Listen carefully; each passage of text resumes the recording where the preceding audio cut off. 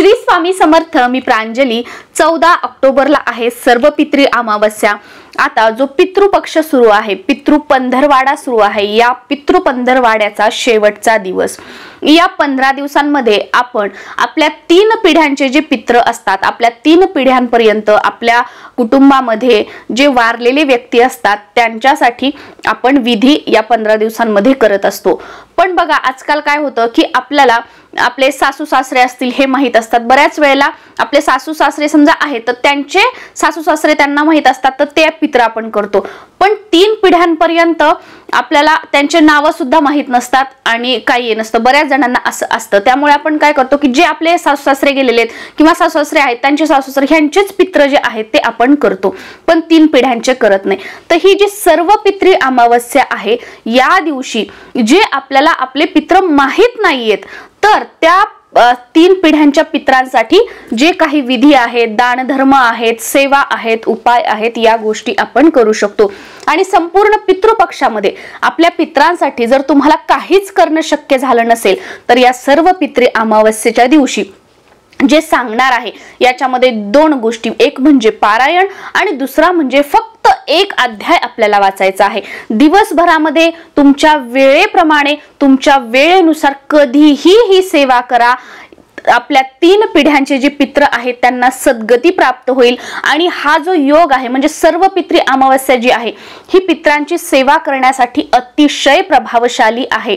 असं म्हटलं जातं की जेव्हा हा पितृपक्ष सुरू असतं तेव्हा आपले पित्र जे असतात ते पृथ्वीवर आलेले असतात आणि सर्व पित्री अमावस्येच्या दिवशी जी सायंकाळची दिवे लागण्याची वेळ असते त्यावेळेला आपले जे पित्र आहेत ते स्वर्गामध्ये जात असतात, त्यांची वाटचाल सुरू असते. जर त्या वेळेला तुम्ही या ग्रंथाचं पारायण आपल्या घरामध्ये केलं दक्षिण दिशेला तोंड करून, किंवा तुम्हाला हे पारायण शक्य नसेल तर तुम्ही फक्त हा एक अध्याय वाचला तर आपल्या पित्रांना स्वर्गात जाताना किंवा जे लोक असतं ते मृत्यू लोक तिथे जातानाचा त्यांचा जो मार्ग असतो, त्यांचा जो त्रास असतो तो सुखकर होतो. त्यासाठीच सांगितलं जातं बघा की सर्व पित्री अमावस्येच्या दिवशी तुम्ही म्हणजे कोणत्या अमावस्येला कोणत्या दिवसाला काय करता का नाही, पण या दिवशी अमावस्येच्या दिवशी प्रदोष काळी आपल्या पित्रांसाठी आपल्याला दीपदान करायचं असतं.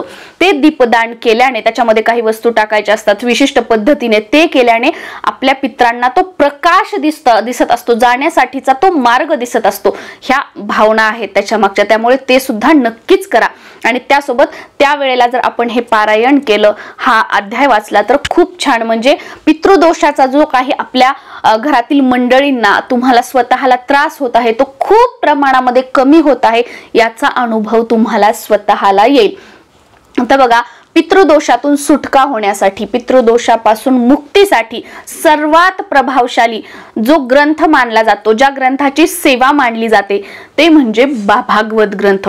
भागवत ग्रंथ हा खूप मोठा आहे, तो वाचणं आपल्याला शक्य नाहीये. तर आपल्या केंद्रामध्ये गुरुमाऊलींनी आपल्या सर्व सेवेकऱ्यांसाठी 700 श्लोकी अत्यंत छोटे अध्याय असणारा 13 अध्यायांचा संक्षिप्त श्रीमद भागवत हा ग्रंथ तयार केलेला आहे. हा ग्रंथ आपल्याला आपल्या शहरामध्ये गावामध्ये जिथे कुठे दिंडोरी प्रणित श्री स्वामी समर्थ महाराजांचं केंद्र आहे तिथे तुम्हाला हा ग्रंथ जो आहे तो मिळून जाईल. अगदी छोटे अध्याय आहेत, 700 श्लोकी आहे. एक वेळा समजा आपल्याला एक पाठ करायचा आहे म्हणजे पहिल्या अध्यायापासून 13व्या अध्यायापर्यंत आपल्याला वाचायचं असेल तर अगदी 1.5 तास म्हणजे पुरेसा झाला. शेवटी आपल्या वाचनाच्या स्पीडवर आहे. चांगली असेल तर यापेक्षा कमी वेळ लागू शकतो किंवा तुम्ही हळू वाचत असाल तर यापेक्षा जास्त वेळ सुद्धा लागू शकतो. तर ही अत्यंत साधी आणि सोपी सेवा आहे. या सर्व पित्री अमावस्येच्या दिवशी काय करायचं, दुपारी 12च्या वेळेला किंवा ही संध्याकाळची जी मी तुम्हाला म्हटलं प्रदोष वेळ, या वेळेला आसन घ्यायचं, दक्षिण दिशेला आसन ठेवा, आपलं तोंड दक्षिण दिशेला येईल या पद्धतीने बसायचं, आपल्या पित्रांचं स्मरण करायचं आणि संक्षिप्त श्रीमद भागवत याचा एक पाठ करायचा म्हणजे एक पारायण आपल्याला करायचे. घरातील कोणीही करू शकतं. घरातील एका जरी व्यक्तीने ही सेवा केली या सेवेचा लाभ जो आहे तो आपल्या संपूर्ण कुटुंबाला मिळणार आहे. त्यामुळे ही अत्यंत अत्यंत प्रभावशाली अशी सेवा आहे, जी सर्व पितृ अमावस्येच्या दिवशी जर आपण या 15 दिवसात काहीच केलं नसेल किंवा केलं असेल तरी अवश्य अवश्य अवश्य करायची आहे. हे झालं पहिलं गोष्ट. आता तुम्ही म्हणाले याचे नियम काय? आपल्याला एकच पारायण करायचं, त्यामुळे कोणतेही नियम नाही, कोणत्याही अटी नाही, काही नाही. स्वच्छ कपडे घाला, दक्षिणेकडे तोंड करा, पितरांचं स्मरण करा आणि हे पारायण करा. दुसरं म्हणजे आपल्याला काय करायचं आहे, हे पारायण केलं तरी सुद्धा त्याच्यानंतर लगेच आपल्याला हा अध्याय वाचायचा आहे, किंवा तुम्हाला आता हे पारायण करणं शक्य नाहीये तर तुम्ही गीतेचा 14वा अध्याय आपण आपल्या पितरांसाठी, आपल्या पितरांना सद्गती प्राप्त व्हावी यासाठी आपण पठण करू शकतो. गीतेचा 14वा अध्याय हा तुम्ही गुगलवर वगैरे बघा, तुम्हाला मिळून जाईल, किंवा तुम्ही युट्यूबवर लावा, दक्षिण दिशेला तोंड करून आसनावर बसा आणि आपल्या पितरांचं स्मरण करत तो एका जागेवर बसून हात जोडून तो आपल्याला ऐकायचा आहे. याच वेळेमध्ये जर आपण ऐकला तर खूप उत्तम आहे. आणि समजा या वेळेमध्ये जर तुम्हाला या दोन्ही सेवा शक्य नसतील तर या सर्व पितृ अमावस्येच्या दिवशी दिवसभरामध्ये तुम्हाला ज्या वेळेला शक्य आहे तुमच्या वेळेनुसार तुम्ही सेवा करा. शेवटी कसं आपला भाव महत्वाचा आहे, आपल्या पितरांप्रती आपली श्रद्धा महत्वाची आहे, आपल्या पितरांसाठी आपल्याला ही सेवा करायची आहे. या 2 वेळेस शक्य नसेल दिवसभर तुमच्या वेळेनुसार तुम्ही करा, पण ही सेवा जी आहे ती करा.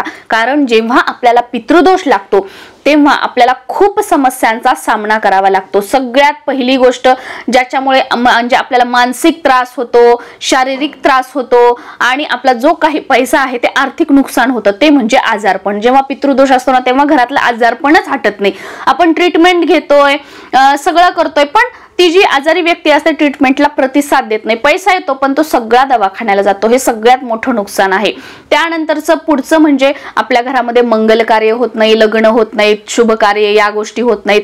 त्यानंतर स्वतःचं घर होण्यासाठी प्रॉब्लेम येतो, घरामध्ये भांडणं राहतात, जसं की मुलाचं वडिलांचं भांडण होतं, घरामध्ये कोणी कोणाचं ऐकत नाही, घरामध्ये चिडचिड होते, घरामध्ये बरकत राहत नाही. तर ह्या सगळ्या गोष्टींचा तुम्हाला त्रास होत असेल ना तर तुम्ही प्रत्येक अमावस्या प्रत्येक एकादशी आपण संक्षिप्त श्रीमद भागवत या ग्रंथाचं पारायण करू शकतो आणि गीतेचा 14वा अध्याय आपण पितरांचं स्मरण करून वाचू शकतो. तर हे तुम्ही कंटिन्यू जेव्हा कराल तेव्हा तुम्हाला लक्षात येईल की जो पितृदोषाचा त्रास आहे त्याच्यामुळे आपल्या घरामध्ये जी परिस्थिती आहे ती हळूहळू सुधारताना तुम्हाला बघायला मिळेल. सुतक असेल, पिरियड्स असेल तर ही सेवा करू नका. पिरियड्स असेल तर तुमच्या घरातील इतर जी मंडळी आहेत त्यांना तुम्ही हे करायला सांगू शकता. आणि या दिवशी आपल्याला ब्रह्मचर्याचं पालन करायचं आहे. नॉनव्हेज वगैरे या गोष्टी तर आपण खातच नाहीयेत आणि खायच्या सुद्धा नाहीयेत. शक्य झालं तर मद्यपान, धूम्रपान या सुद्धा गोष्टी ज्या आहेत त्या या दिवशी आपल्याला करायच्या नाहीयेत. आणि जशी जमेल तशी आपल्या पितरांसाठी सेवा, हे काहीच शक्य नसेल तर ओम पितृदेवाय नमः, ओम पितृदेवाय नमः हा मंत्र तरी आपल्याला एक माळ म्हणजे 108 वेळा दक्षिण दिशेला तोंड करून आपल्याला बोलायचं आहे. श्री स्वामी समर्थ.